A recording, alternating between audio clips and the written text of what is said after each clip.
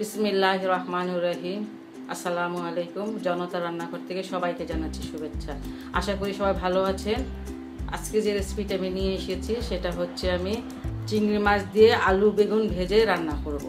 সেই জন্য আমি এখানে 250 গ্রাম চিংড়ি মাছ নিয়ে নিয়েছি। এটা ভালো করে কুটে তারপর এটা রগ আছে, রগটা ফেলে মাথাতে ঘু থাকে ওটা ফেলে তারপরে মাছটা ধুয়ে ভালো করে পরিষ্কার করে নিয়েছি। তারপরে এখানে গোল গোল করে আলু আর বেগুন কেটেছি।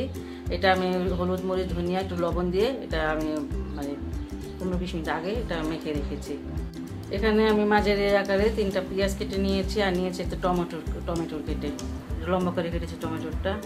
এখানে হলুদ নিয়ে নিয়েছি আধা চামচ, মরিচ 1 চামচ, ধনিয়া জিরা আধা চামচ আর আদা রসুনের পেস্ট 1 চামচ নিয়েছি, স্বাদ মতন লবণ। এখানে 6টার মতন কাঁচামরিচ কেটে নিয়েছি আর একটুখানি ধনিয়া পাতা ছিল না তাই এতটুকু যে গুলাটি ধনিয়া পাতা বলে এটা কেটে নিয়েছি। আর রাখবো রান্নার জন্য তেল। আমি আলু আর বেগুনগুলো ভাজতে চলে আসলাম। প্যানে কিছুটা তেল দিয়েছি, এখন আমি আলু আর বেগুনগুলো ভেজে নিব।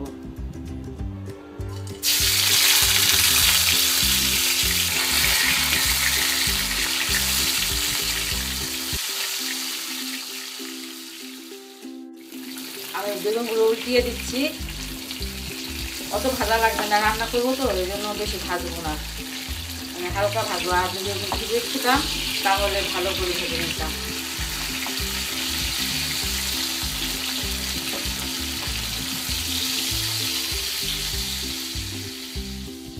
বেগুনগুলো আমার ভাজা হয়ে গেছে, আমি এখন বেগুনগুলো নামিয়ে নিচ্ছি।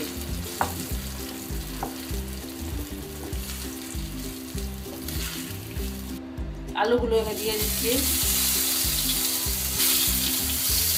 কেউ যদি শুধু বেগুন দিয়ে রান্না করতে চান, আলু না দিতে চান, তাহলেও রান্না করতে পারেন, কোনো সমস্যা নাই।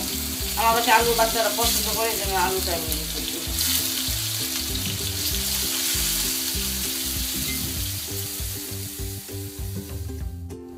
এক পাশে আমার ভাজা হয়ে গেছে, আমি উল্টিয়ে দিব এখন। এই দেখেন ভাজা হয়ে গেছে। ভালো করে ভেজে নেবেন। মাছটাও আমি একটু হলুদ মরিচ মাখিয়ে রেখেছি, মাছটাও ভেজে নেব। এই তরকারিটা কিন্তু খুব মজা হয়, বাচ্চারাও পছন্দ করে, বড়রাও পছন্দ করে। আমাদের বাসায় তো সবাই খুব পছন্দ। আলুগুলো আমার ভাজা হয়ে গেল, আমি এখন আলুটাও নামিয়ে নিব। মাছগুলো আমি ভেজে নেব। 1 মিনিটের মতন মাছগুলো ভাজবো। চিংড়ি মাছ তো ভাজতে সময় লাগবে না, 2 মিনিট মিলে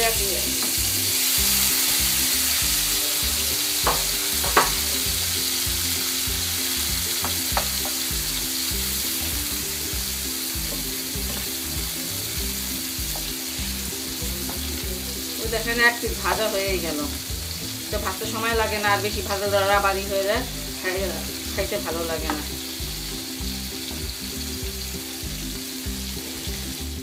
ভাজাটা হয়ে গেল, 1 মিনিটের মতো আমি ভাজলাম। চিংড়ি মাছ বেশি ভাজা লাগে না। এই চিংড়ি মাছটা এখন নামিয়ে নিব। আমি এখন রান্না চলে আসলাম। একটা প্যানে তেল দিয়েছি। তেলটা দেখি একটু গরম হয়েছে নাকি, তেলটা একটু গরম হবে। হ্যাঁ, তেলটা আমার গরম হয়ে গেছে। আমি পেঁয়াজগুলো দিয়ে দেব।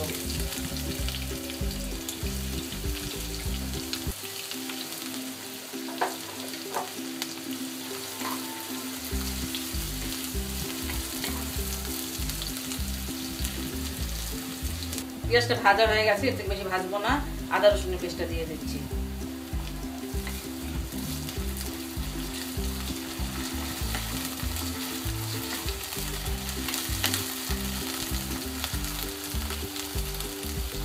দিয়ে দিলাম লবণটা, লাগলে করে আরো দেবো।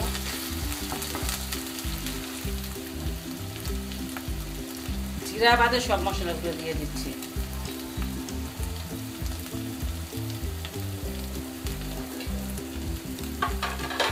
একটু দিলাম পানি।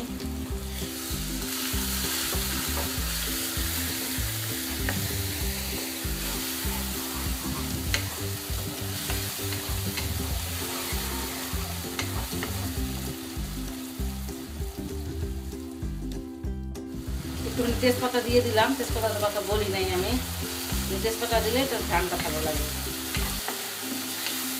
এটা কষানো প্রায় আমার হয়েই গেছে, 2 মিনিটের মতো কষালাম।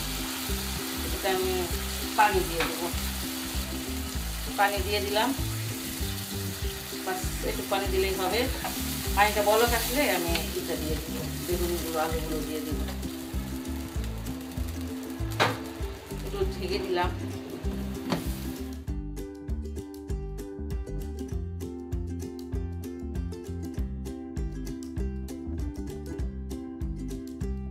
টমেটোগুলো দিয়ে দিচ্ছি।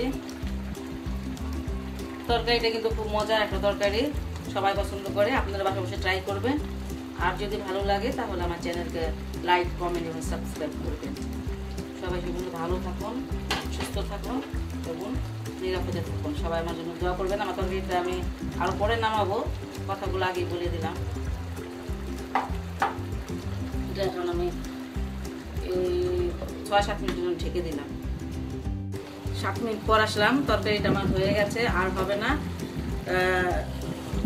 দেখেন তরকারিটা কালারটা খুব সুন্দর হয়েছে। এটা আমি মিডিয়াম আঁচে রান্না করেছি, পুরো তরকারিটা ভেজেছি মিডিয়াম আঁচে, রান্না করলাম মিডিয়াম আঁচে। হ্যাঁ, আপনারা বাসায় অবশ্যই ট্রাই করবেন। আর সবাই ভালো থাকুন। আল্লাহ হাফিজ।